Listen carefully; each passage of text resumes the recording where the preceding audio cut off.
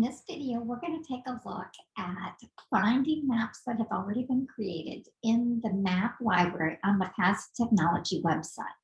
So we are now on the Past Technology website, and we're going to scroll down to the resource library. I'm going to open up the resource library. I'm going to scroll down to the map library. And again, we're going to keep on scrolling down. There's information in here about how to get started with these maps, how to create them, how to edit a map from the map library, which is what we're going to look at today. So we're going to come down here and find a map. So the first ones are all maps for O&M lessons. Here's one on a university map. So let's go down and take a look at the Duke University East Campus map. So I'm just going to select the map. And again, you have to have the SAS Graphics Accelerator already installed in order for it to show up on the map to show up on your computer.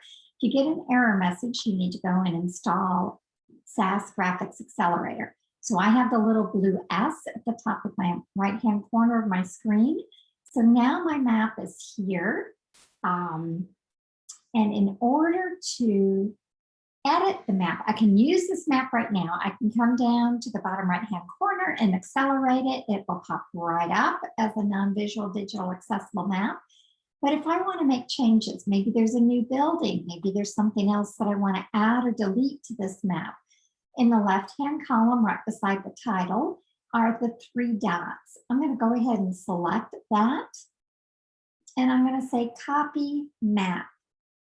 So my options are new map, copy map, open a map, move to trash, set default view, embed on my site, export, and print map. So I'm going to do copy map.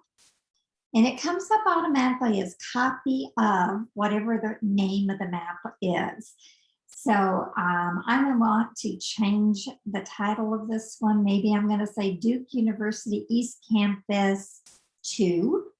Or basic or detailed or whatever it is that you want to call it. Maybe I want to add some bus stops. So I can give it a new name and then I'm going to say, okay.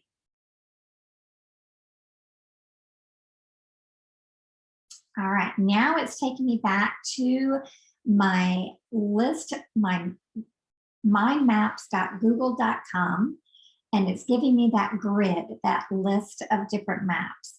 So right now, I am now under owned. If I just open the map, it would be here under my not owned tab.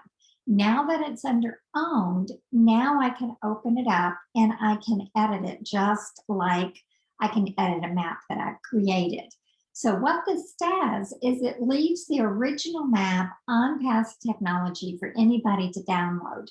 But if I want to download that map and I want to edit it and make it customized, then I can copy it and open it up here and then create or add or take things away from the map that I have owned without changing the original map.